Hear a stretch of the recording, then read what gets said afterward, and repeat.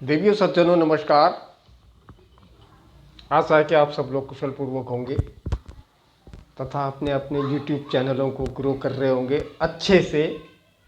मैं भी अच्छे से ग्रो कर रहा हूँ, कोशिश कर रहा हूँ वॉच टाइम बढ़ाने की और सब्सक्राइबर बढ़ाने की।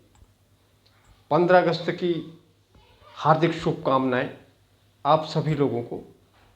और आज हमारे कुमाऊँ का एक त्यौहार है जिसे कहते हैं घितियार। बरसों पहले की बात है, जब हम छोटे छोटे हुआ करते थे पहाड़ों में। पहाड़ में मैंने घुर चढ़ाई है, तो तब मनाया जाता था ये घितियार। वही की इस घितियार में बड़े हर्षोल्लास से लोग मनाते थे। हमारी आमा भी तब जिंदा थी।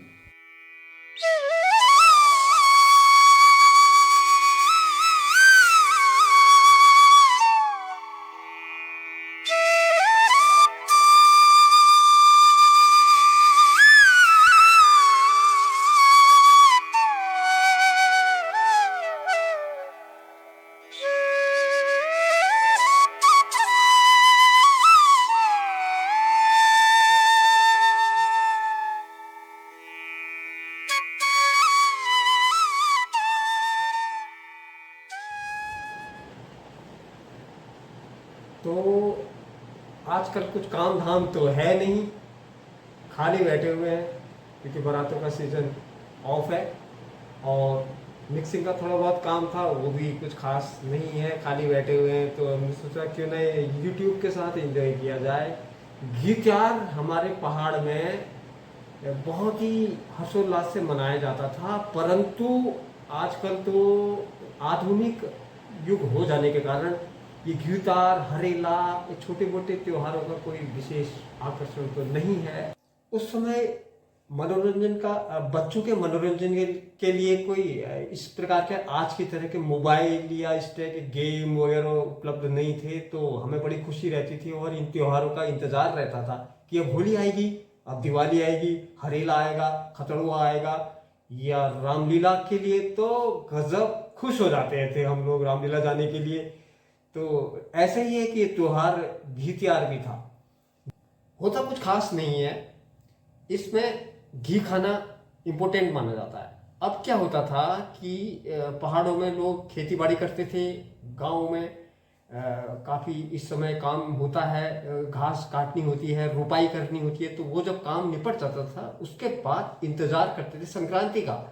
जो भी संक्रांति होती थी उस संक्रांति में एक कोई ना कोई विशेष एक त्योहार मनाया जाता था, जैसे हरेला है, खतरुआ है, इस तरह से। अब ये भी संक्रांति के टाइम में घितियार मनाया जाता था, इसे ओइकिया भी कहते हैं। इस घितियार में रोटी बनाई जाती है मांस की, ये उड़द की दाल को पीस के उसकी बेड़ू रोटी बना करके फिर कटोरी में घी खाया जाता था। और ऐसे करके आमा कहती थी कि खा ले बेटा, घी नहीं खाएगा तो गनेल बन जाएगा, गनेल अगले जन्म में गनेल की जाति में जाएगा। तो यो एक बच्चों को डराने के लिए ऐसा बोला जाता था। इसका कोई वैज्ञानिक आधार नहीं है कि आदमी घी नहीं खाएगा तो गनेल बन जाएगा, मगर बच्चे जो होते हैं वो घी खाने में आनाकानी करते हैं, दूध घी दही वगैरह खाने में आनाकानी करते हैं। तो बुजुर्ग लोग इसलिए कहा करते थे कि घी खा ले बेटा, नहीं तो गनेल बन जाएगा। गनेल एक ऐसा प्राणी होता है, एक ऐसा जानवर होता है, बहुत धीरे धीरे चलता है। वो कई दिनों में अपना मार्ग पूर्ण करता है। एक सींग जैसे भी होते हैं उसके, घेंगा गनेल, तो वो बन जाओगे कहते थे। तो डर के मारे हम लोग जो है घी खा लेते थे थोड़ा बहुत। वो घी खाना इसलिए जरूरी है क्योंकि घी उस समय के हमारे बुजुर्गों को पता था घी का महत्व।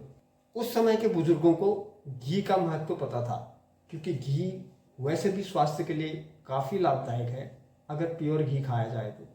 इसीलिए अब वो पहाड़ों में ऐसा तो था नहीं कि रोज ही घी खा पाएंगे, तो किसी विशेष त्योहार या ऐसे संक्रांति ऐसे अवसरों पर पूड़ी, खीर, घी, बड़े आदि बनाए जाते थे और वो त्योहार के रूप में उसे मनाया जाता था।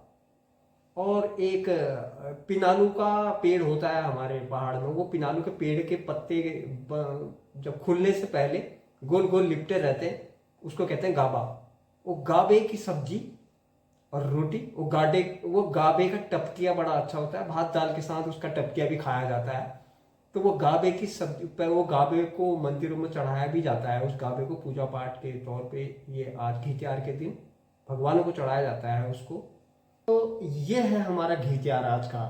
ये घी त्योहार में हम बड़े बनाएंगे, बेड़ू रोटी बनाएंगे मांस की, खीर वीर बनाएंगे और घी खाएंगे। इस तरह से मनाएंगे, जो हमारा पुरानी परंपरा चली आ रही है घी त्योहार की, तो मनाना चाहिए, मनाना चाहिए और भी हर्षोल्लास से उसे मनाना चाहिए, बढ़ावा देना चाहिए इस टाइप के त्योहारों को।